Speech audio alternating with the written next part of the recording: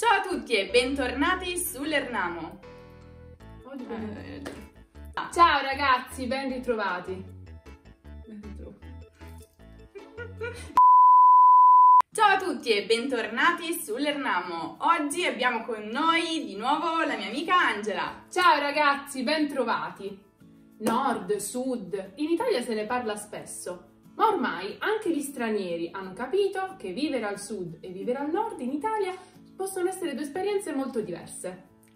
Già, per questo in questo video andremo ad evidenziare quali sono quelle differenze nella cultura, nelle abitudini e nelle tradizioni della vita al nord e al sud Italia. Pronti? Cominciamo!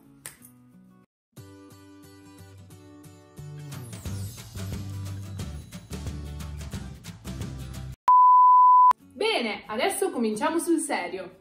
E cominciamo con il matrimonio. Al nord, di solito, la cerimonia è piuttosto breve, si svolge in comune o in chiesa ed è seguita poi da un ricevimento con pochi intimi. E quando parliamo di pochi intimi intendiamo familiari e amici stretti.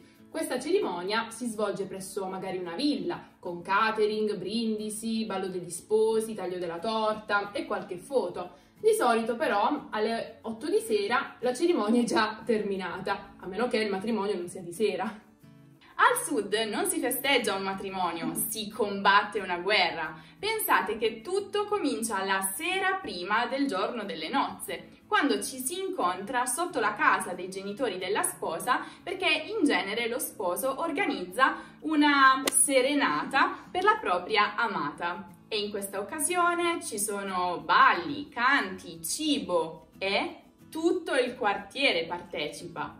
La sposa ha poi circa 3 o 4 ore per riposarsi perché deve svegliarsi assolutamente presto per andare dal parrucchiere per una sobria acconciatura fatta con code e tuppi e fiori e fermagli e quant'altro che in genere porta via 1 o 2 ore circa. Segue quindi la lunga cerimonia in chiesa con tutte le letture da parte dei vari parenti.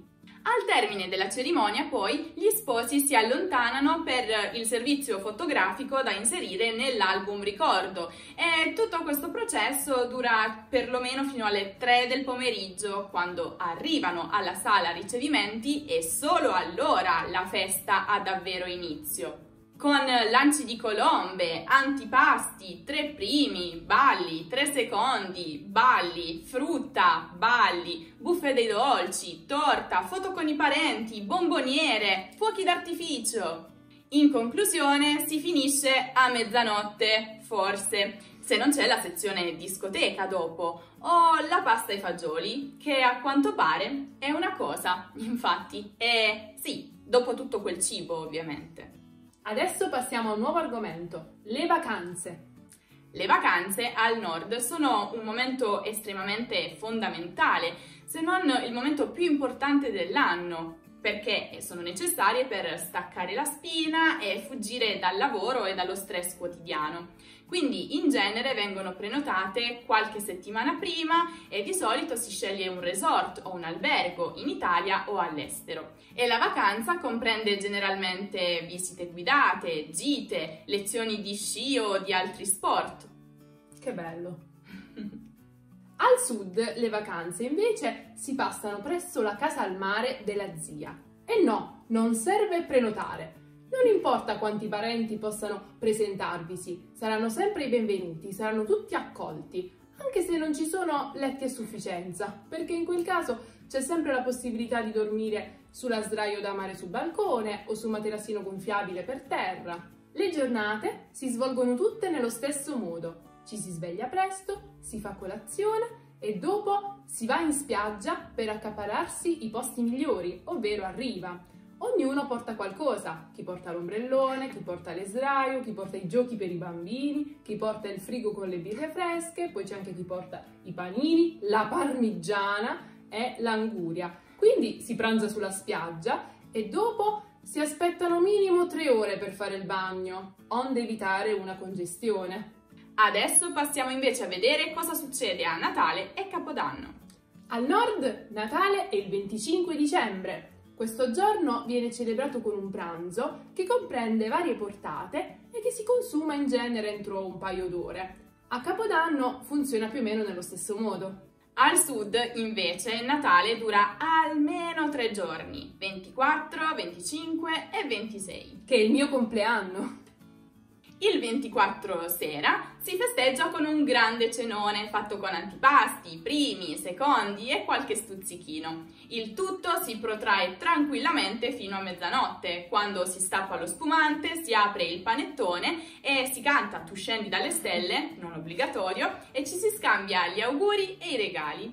Il 25 ci si incontra di nuovo, questa volta per pranzo, ma con un pranzo degno di nota, il che implica sedersi a tavola più o meno alle 13 e alzarsi più o meno alle 18, se si è fortunati. E si mangia veramente tanto: antipasti, primo, secondo, contorno, frutta secca, frutta, dolci, caffè, ammazzacaffè, eccetera, eccetera. E il 26? Beh, il 26 tutto da capo ovviamente. Si pranza di nuovo con i parenti. Però se il 25 il pranzo è stato un po' esagerato, magari il 26 si decide di rimanere un po' più leggeri. O viceversa. Certo, può succedere anche questo. Però, come vi ho detto prima, non dimenticate che il 26 dicembre è il mio compleanno. Quindi io, tradizionalmente, la mattina del 26 festeggio al bar del mio paese con i miei amici. Niente, questo era solo un inciso per raccontarvi della mia vita, ma torniamo a noi. Il 27, il 28, il 29 e il 30 dicembre sono dei giorni un po' particolari perché creano un po' di disorientamento. Infatti non si sa bene che giorno sia, però una cosa è certa, è ancora festa. Si continuano a mangiare le avanzi di Natale e ci si prepara per Capodanno. Adesso parliamo invece della domenica. La domenica al nord è il giorno del riposo, quindi l'occasione perfetta per svolgere tutte quelle attività rilassanti che normalmente non si possono fare durante la settimana. A seconda dei propri gusti, dormire fino a tardi, o fare una bella corsa nel parco molto presto, o preparare dei pancake o dei waffle e poi fare una passeggiata, pranzare in totale relax a casa o al ristorante, fare poi una passeggiata pomeridiana o una pericena con gli amici, ma in genere ci si ritira molto presto perché si va a letto presto per poi affrontare il lunedì.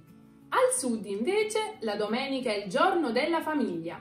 Infatti generalmente si pranza a casa dei nonni e guai se provi a suggerire di andare al ristorante, perché la nonna ti dirà: non sai mai che cosa mettono in quei piatti, invece il mio cibo è tutto naturale. E non le si può dire di no, anche perché si sveglia alle 6 per preparare il ragù con le braciole che devono rimanere a cuocere per 3-4 ore. Per non parlare poi del fritto. Pranzare la domenica a casa dei nonni significa obbligatoriamente che sulla tavola ci deve essere qualcosa di fritto, che sia pesce, che sia carne, che siano verdure, non importa, l'importante è che ci sia qualcosa di fritto. Il pranzo della domenica a casa dei nonni dura comunque un po' meno di quello natalizio, però in genere non ci si alza da tavola prima delle 16. Le giornate passano tutte allo stesso modo. Sì, in un determinato momento non si è a casa. Volevi farlo? Sì, ho visto che eri andata scemando di entusiasmo. Non ricordavo, infatti ho improvvisato. Ah, vabbè, penso che vada bene. Ciò che non ho detto, vediamo. Sì, Io ho detto. Ciao Teresa! Posso? Perché sentivo di parlare quando sapevo. brava! Adesso andiamo invece a vedere i vicini di casa. Al nord i vicini di casa sono solo vicini di casa. Questo significa che ci si conosce appena, ci si scambia un saluto, buongiorno, buonasera e al massimo si può chiedere al proprio vicino di casa dello zucchero o qualche altro alimento se non lo si ha in casa in quel momento. Al sud, invece, i vicini sono come dei parenti, come degli zii o dei nonni acquisiti. Sono sempre a casa tua e viceversa, ci si scambia ciò che si cucina, si organizzano delle grandi cene per la strada dove tutti sono invitati, si fanno un po' di pettegolezzi. Ah, e quasi dimenticavo, al sud i vicini sono come le telecamere. Loro sanno perfettamente quello che tu fai, ti controllano. Adesso invece ci soffermiamo sugli appuntamenti. Al nord, se qualcuno ti dà un orario per un appuntamento, che sia di lavoro o sentimentale o di amicizia, puoi tranquillamente presentarti a quell'ora indicata perché quella persona sarà sempre puntuale. Al sud, invece, se qualcuno ti dà un orario per un appuntamento, puoi anche prendertela molto comoda, perché quella persona arriverà sempre almeno mezz'ora dopo l'orario che ti ha dato. Adesso passiamo invece a vedere cosa succede con la prova costume. Al nord si comincia già da gennaio ad andare in palestra per prepararsi alla prova costume estiva. Infatti, dopo le feste di Natale ci si mette a dieta, si mangiano molte insalate, si bevono molti centrifugati, ci si concede la pizza solo una volta a settimana. Quindi tutti fanno del proprio meglio, con qualche sgarro, nel tentativo di arrivare pronti all'estate e alle spiagge. Al sud, invece, a maggio si stanno ancora mangiando i panettoni e le colombe che sono avanzati da Natale e da Pasqua. Per non parlare poi del fatto che la primavera è la stagione dei matrimoni e quindi torniamo al punto 1 e a tutte le portate che un matrimonio al sud comporta. Adesso è il momento di parlare dell'aperitivo. Al nord le 16 sono l'orario migliore per l'aperitivo. Di solito si va in un locale esclusivo in centro con gli amici e si rimane fino alle 20 o alle 21 di sera. Si mangiano stuzzichini, tramezzini, patatine, tortillas e si beve uno spritz. Si paga dai 10 ai 25 euro a testa e ognuno paga per sé, cioè ognuno paga in base a quello che ha consumato. Ah, ovviamente, se entri in un locale e non c'è posto, te ne devi andare. Insomma, è una questione di fortuna. Al sud, invece, l'aperitivo comincia alle 20 e continua fino a un orario da definirsi. Soprattutto in estate, infatti, i bar restano aperti fino anche alle 2 di notte. Durante l'aperitivo al sud si mangiano tortillas, patatine, stuzzichini, tramezzini, olive, taglieri di salumi e formaggi e non dimenticate i tipici tarallini. Il prezzo va dai 7 agli 8 euro a testa, ma può anche scendere se conosci il barista. Tutto sta nel farselo amico.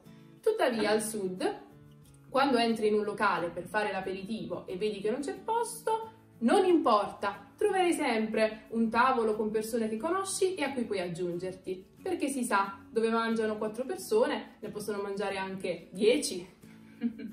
Ah, a proposito di aperitivo, sapevate che in molti aperitivi c'è anche la focaccia? Se volete sapere come si prepara, allora date un'occhiata al video in cui ne preparo una con mia madre. Il link è nella card e giù nella descrizione. E fateci sapere nei commenti se e quali abitudini e tradizioni esistono anche nel vostro paese.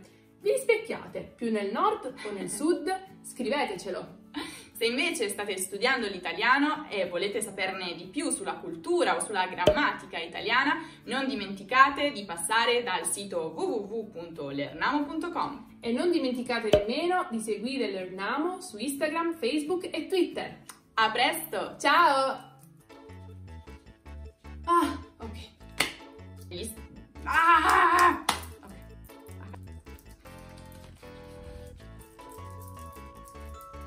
Dai. Mi sono fermato.